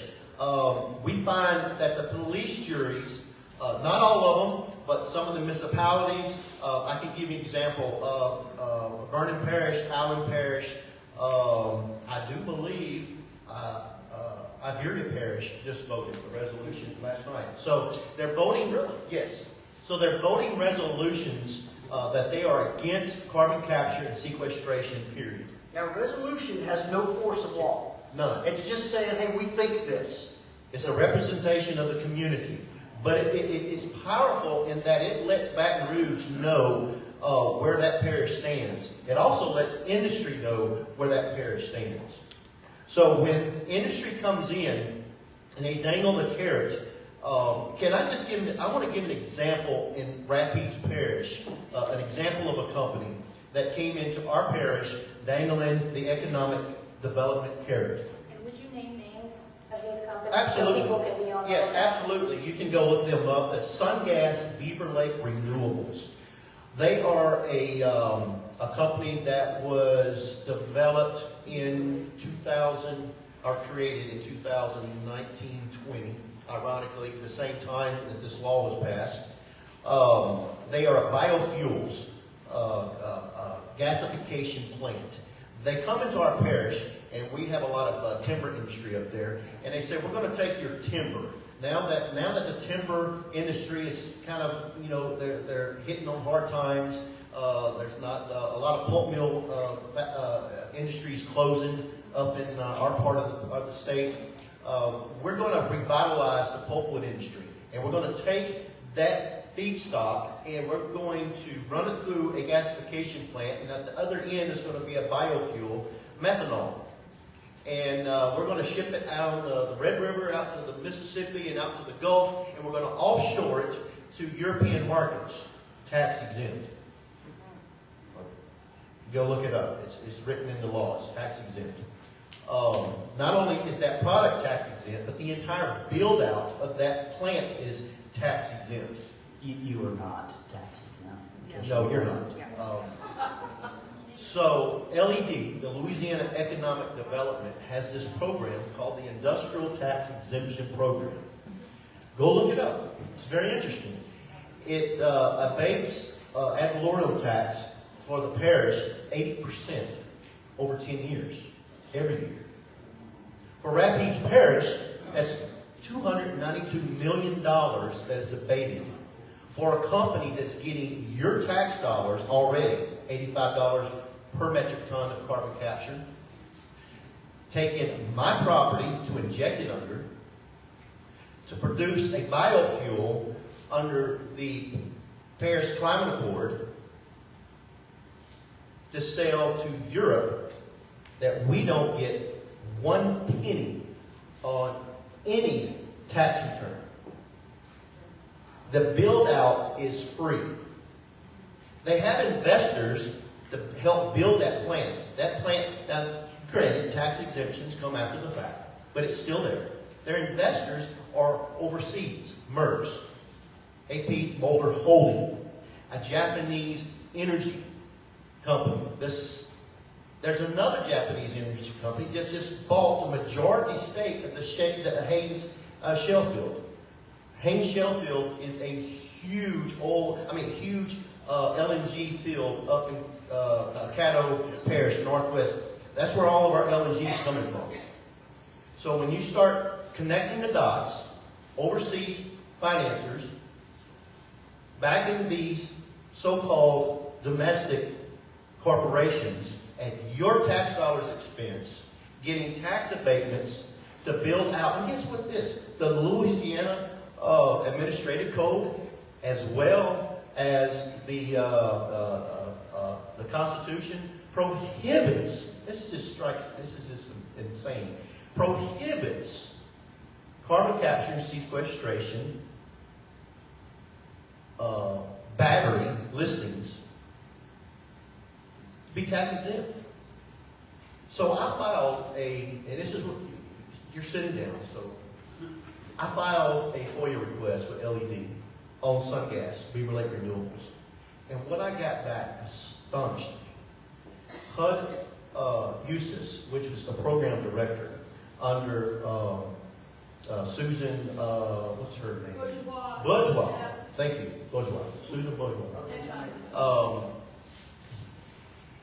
Gave the tax exemption to Sungas Beaver Lake Renewable after he sent an email to the CEO, Randy Wiggins, that says, I'm sorry, but in your battery listing, you... Not Randy. Oh, no. Robert Rigdon. I'm sorry, Robert Rigdon. Wrong guy.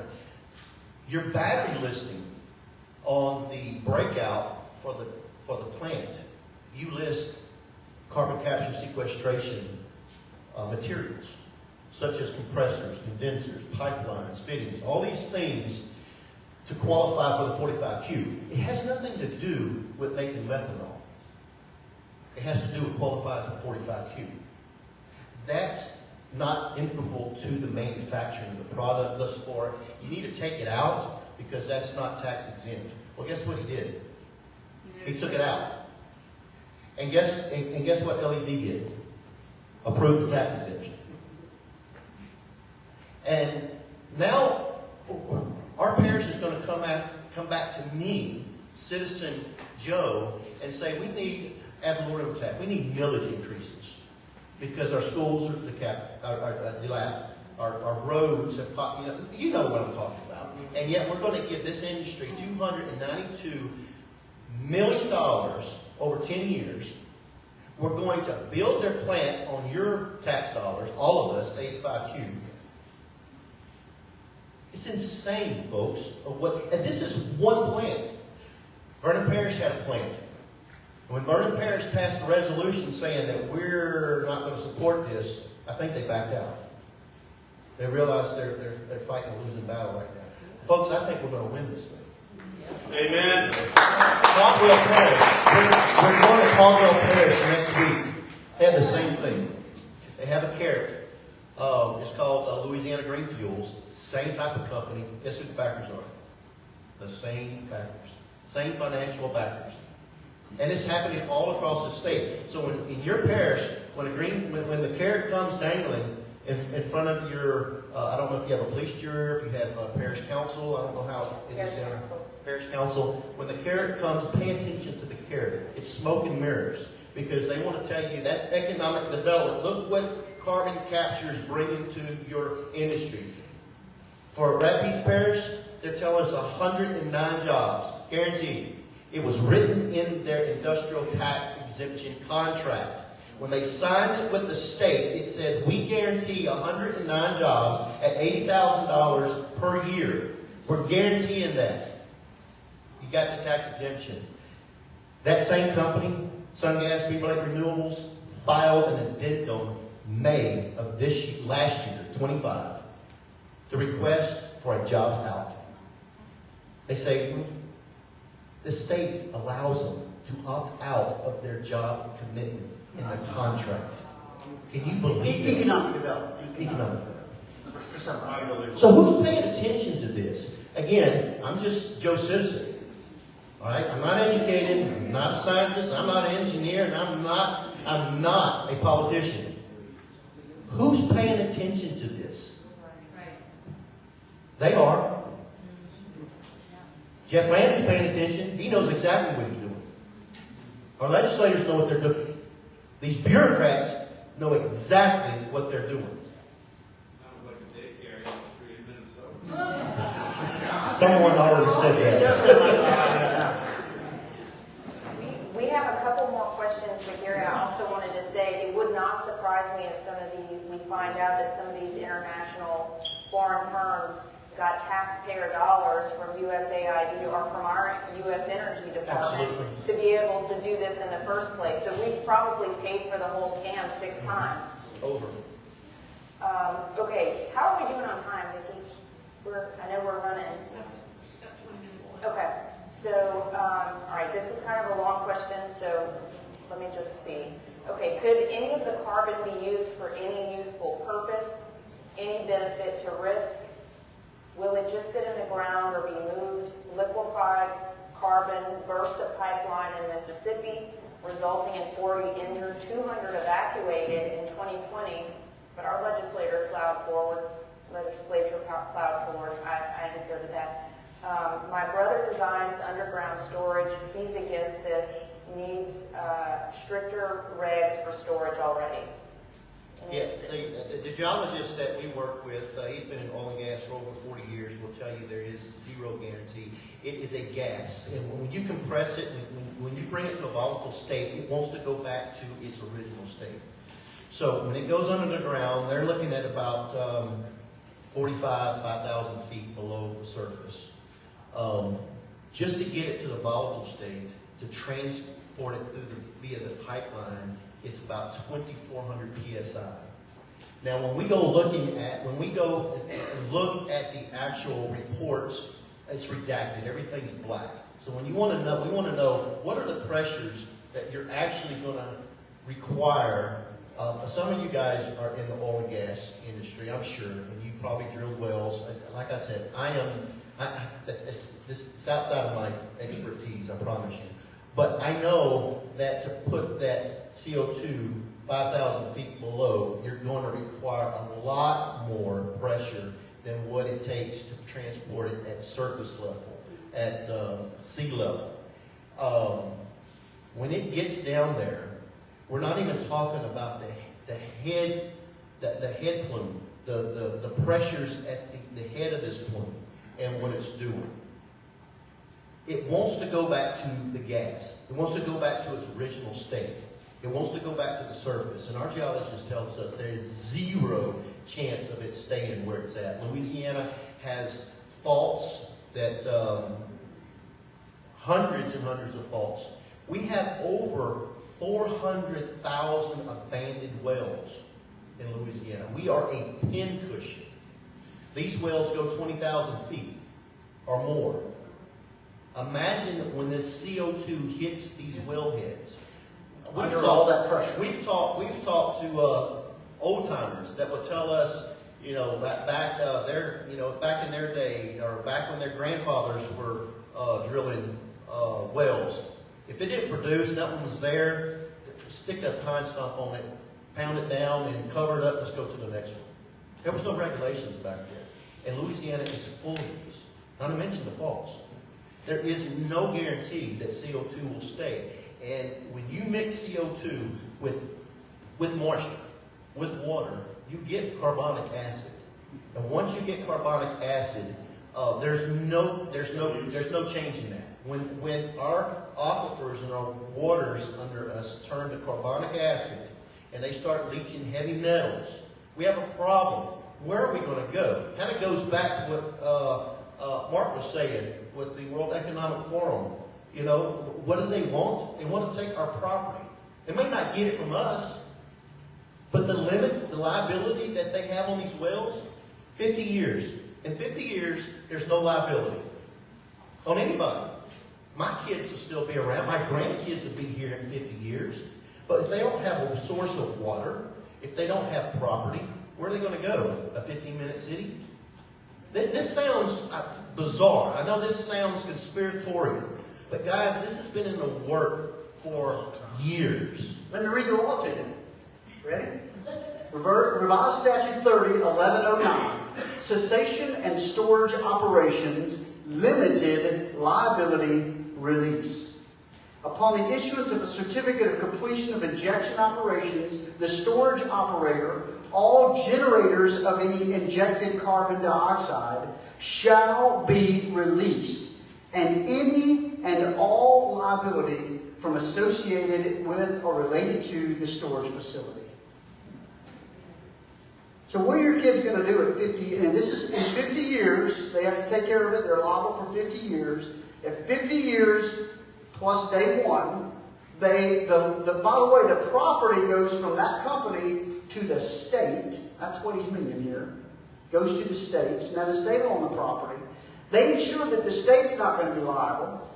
And they ensure that the guy who captured the carbon and stored the carbon isn't liable. Now, maybe some of us will be here in 50 years. I don't know. But I'm sure hoping that our posterity will be here. It is our responsibility to protect them. What are they going to do? Who are they going to turn to when one of those things leaks and goes into the water, and now you got carbonic acid? Their property is worthless now. And who are they going to sue for that? Not only does it say you're released from liability, but even during those 50 years, they limit their liability. They make your life worthless. It's absolutely shocking as we continue. Remember, it's permanent. When the That's when the CO2 goes into the ground, it's permanent. They've monetized. Greg Upton at LSU. Why does it have to go in the ground? Well, climate change. He wouldn't say it, but that was it. But why? Why can't we take it out? Well, it has to stay there. Why can't we take it back out? Can we use it for something else? No, it has to stay there. Now, when they say that we're all alarmist about, well, that's not going to happen. So we ask them, can you guarantee this is not going to happen? They just look at their feet. And some of them say they can't guarantee it. Many of you out here working in the oil and gas industry, you know how things can leak. You know how the ground moves pipes around, does all kind of stuff, bad well, all kind of things. And you're telling me that you're going to guarantee me, well actually they won't guarantee, that it won't leak? That is not a risk I'm willing to take with the only groundwater I've got. And 48% of the state's groundwater. I got another good one I want to tell you, one of the last things I want to say. Article 3, Section 12 of the Constitution, it's called Prohibited Local and Special Laws. Your Constitution, the guarantee, your bottom line. The legislature shall not pass a local or special law granting to any private corporation, association, or individual any special or exclusive right, privilege, or immunity. Eminent domain is a special right and privilege that a private industry has been given. Immunity is something that your Constitution, your will of a granted and restricted power says that the legislature cannot give to anyone. And yet it gave it to this industry and gave it to itself. This is part of our claims in the suit. Yeah. On the line, so while they're protecting these corporations from liability after 50 years, here's what they did to the actual landowner. Throwing the dog a bone. Speaking of throwing the dog a bone. They said that the landowner, the person whose property has been expropriated, can't be held liable for an accident, pipeline rupture or whatever, any kind of accident that occurs on his property by law. Unless the agreement, the contract that he's entered into with the carbon capture company, buried somewhere deep down in a 50-page contract, imposes liability on the landowner.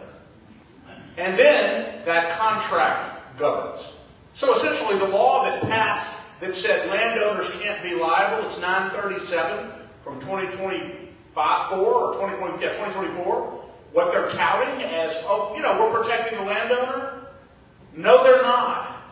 Because if they enter into a contract between with a carbon capture company that says the landowner has liability in the event of an accident, guess what? They are. And so that's just another example of how misleading and deceptive these people are when it comes to your rights. And no, you can't use industrial captured carbon for any other purpose other than to bury it. This is not the same thing you use for EOR. Okay, we just have a couple minutes left, so we'll try and be super quick on this. I'll pull this one up first because it's very, looks like a nice piece of propaganda here. It says, President Trump supports carbon capture, and it's their description of what it is. Do you think President Trump supports carbon capture? Yes. Okay. May caught you off guard there. But notice what it says. Carbon capture. Parentheses. What does it say? CCS.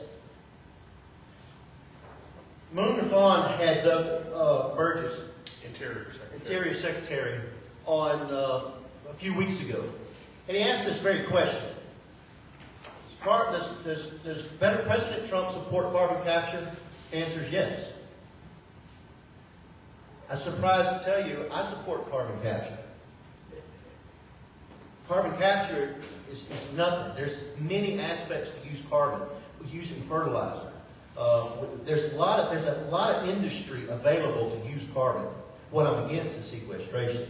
What I'm against is public funds, subsidies, supporting the industry to bury this toxic waste under our ground.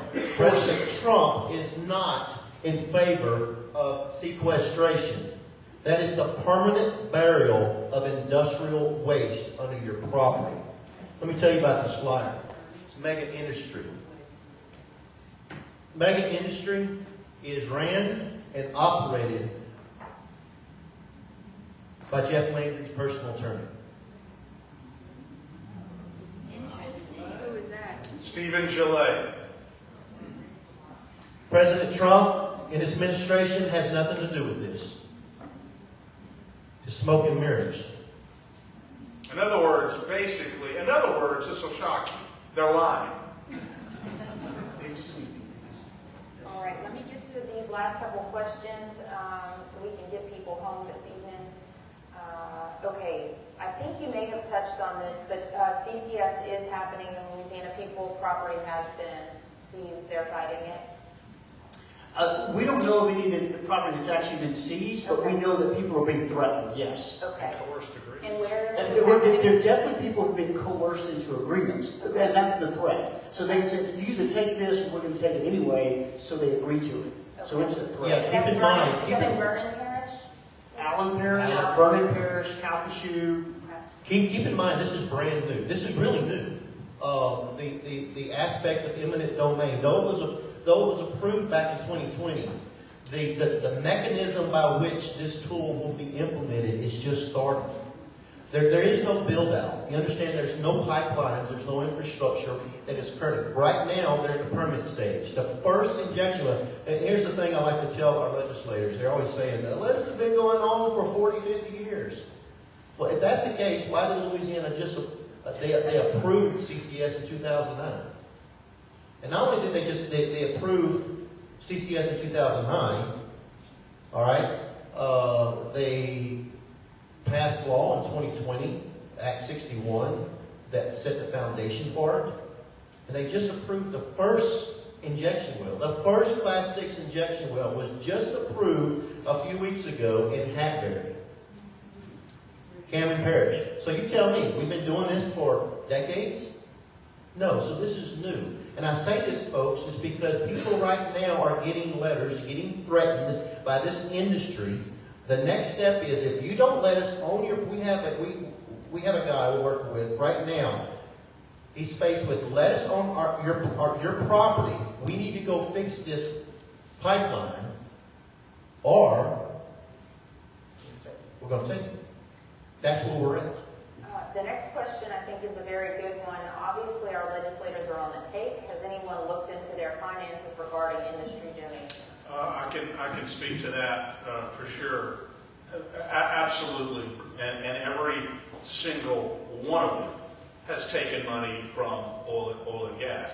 That in and of itself is not a bad thing. We're all, as Gary said, we're all for oil and gas development. But because oil and gas companies now are all in bed with this carbon capture and sequestration, it becomes sinister. And I want to say this now. There's a U.S. Senate race right now in Louisiana. I know we have a bunch of Bill Cassidy lovers here in the room. And I'm sorry, don't stone me. I don't like Bill Cassidy. Don't stone me, please. Anyway, and I just want to tell you that we've looked, there are two representatives who are running for that race, two Republicans, Julie Emerson and Blake McGinnis. Not speaking disparagingly about them on a personal level, decent people, and Blake McGinnis is generally conservative in the legislature. But they are both compromised on this issue of carbon capture and sequestration. And there's only one candidate who is absolutely has a principled opposition to this, and it's John Fleming, who has sworn that he will go to Washington, D.C. and do everything within his power in the elections just in a few months to repeal the 45Q tax credit, the federal subsidy that's propping all this up. And the moment that's removed, this all collapses because we're the ones supporting it. I just don't want y'all to be fooled by any of this. We need someone in Washington fighting for us, and you can do the research. It's John Fleming, so please consider him in this U.S. Senate race. We've got to have an ally on this in D.C. Thank you. Another great question. Since CO2 is a colorless, odorless gas that suffocates humans and stops combustion engines from operating, how will emergency responders react to CO2 emergencies? Who will train them, and who will pay for specialized equipment? That would be us. And that operates without oxygen. Oh, well, we don't know. And why don't we know? Because the industry that's creating this, when we try to get the information from them, what do we get? Even the emergency response section is all redacted. So we don't know. Our local parishes and our cities cannot prepare for an emergency because we have no idea how to combat if a leak does occur. What are you going to do? We don't know. Well, what industry, what do you say in your emergency response section? All blacked out. So we don't know. No. Incredible, absolutely. And you understand CO2, if CO2 is released right here, right now, From a compressed state. from a compressed state, we're dead. All of us. You ask anybody in the oil and gas industry, CO2 is probably one of the most dangerous gases to work with, probably next to H2S. Is that right? Hydrogen sulfide? H2S, yes. So next to H2S, Wait with CO2. it is highly, highly dangerous. We have models that show plumes at Allen Parish Police Jury tried to pass an ordinance to stop ExxonMobil from building a CO2 pipeline within 500 foot from their school. Exxon sued them. They had to back out. They wanted to push that limit out to 2,500 feet. That's what the legislators allowed them to put it. So the parish wanted it to be 2,500 feet away from the school. The police jury said, no, we want it in 500. And then the industry comes along and sues them saying, no, you can't create safety zones for your people. No, we get to decide. 500 feet, they're allowed. We have documented evidence where subdivisions have been built on top of these CO2 pipelines, and the residents don't even know what's under their feet. Yeah. That is horrific. You have less than seconds to escape a CO2 plume. It suffocates you. It moves the oxygen out. Engines won't run. You'll collapse, and Hey, but no worries, you can run away from it, because when it blows up, it goes up in the air and just, it hugs the ground. Doesn't do that. It's heavy. It stays on the ground right where you're running. Okay, two last questions. In this area, the problem is the water level. What will the water pressure do to the lines, and what will happen to our estuaries? Well, if it stays in the pipeline, probably nothing. But if it leaks, it's going to create a hazard to the surface. But if it stays below ground, you have carbonic acid. Now, it's so, yes, this is so new. There's several locations throughout the world who are doing sequestration right now, permanent burial. Off in the northern sea, off of Norway. Australia is 200 miles from Norway, by the way. Yeah, Australia's experiment with it, but they just outlawed it in the state of. No, I'm talking about in Australia, Queensland, in Australia, which is ironic that we now have Australian LNG plants coming to Louisiana to connect dots. I don't know, call me a conspiracy theorist. But what will happen? It's so corrosive in these pipes. The lifespan at 2,500 psi depends on if there's moisture in it. It's about 7 years. You can go research it and see. There's other lifespans on these pipelines, but mainly 7 years. We know that the green CO2 pipeline that's using natural CO2 out of North Mississippi that's coming through South Louisiana went into production in 2011, and part of that pipeline is what I was speaking of earlier, that Danbury wants to go in and replace 600 feet of it. They're constantly replacing this. We've had, up at Delhi, we've had gas leaks. Sulphur's had a gas leak. Sartasha, Mississippi is probably the most prevalent explosion where an 8-inch pipeline ruptured, and incapacitated over 300 people. 40 people had to go to the hospital. So yeah, it's very dangerous. That was a mile and a half away. Hundreds of industrial deaths happen every year from CO2. It's not something to play with. And it's unnecessary. And didn't you tell us that Governor Pritzker is even protecting the people of Illinois? He did, yeah. Illinois, where they had the only 2 injection wells, they've already started leaking. It's moving towards the Mahomet Aquifer, which is in central Illinois. And their governor, state legislation had to go in and stop it, legislating. But now you have Summit Industries, which is the company up there, filing suit. It's a mess, but yeah, it almost got to their aquifer. And it's still migrating. It hasn't stopped. And just imagine that. The man who's fighting ICE is protecting, he's at least protecting his people from this, which is more than we can say. All right, I'm going to cut it off. But how can we find out if our parish has been approached, if it's not yet public? Any ideas? Well, you start with your parish, council, your parish or your police jury, whoever you've got. You can follow on the Natural Resources Office, which is now the Department of Energy and Natural Resources. They've changed it, Conservation and Energy. They have a site on there where you can track these injection wells. But if you go to SaveMyLouisiana.org, we have a lot of information out there that will show you where the current injection wells are, where the plume migration may go. We have our Seco Aquifer that you can highlight. This industry's not going away unless we stop it. It's only going to compound. So as far as locally, you have to be engaged. June of last year, I'm retired, growing plants, no care in the world, until I went to a meeting similar to this, and I just got active and got engaged because it's this important to me. This is not activism. This is actually saving the future heritage of my grandchildren.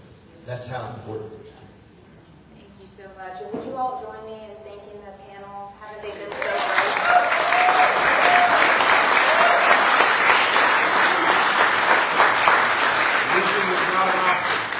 great? Losing is not an option. We'll keep you posted. Oh, I do want to say this. I want to take a minute. Bert Calais is an elected official who's here. The West Baton Rouge Board of Election Supervisors. Few people do more than Bert Calais. Thank you for being here, sir. Thank you, Bert. And if you are not signed up for our emails or texts, please do. We will keep you updated on the legislative session, how you can get involved, and the calls to action through that. So thank you for coming tonight. We appreciate you.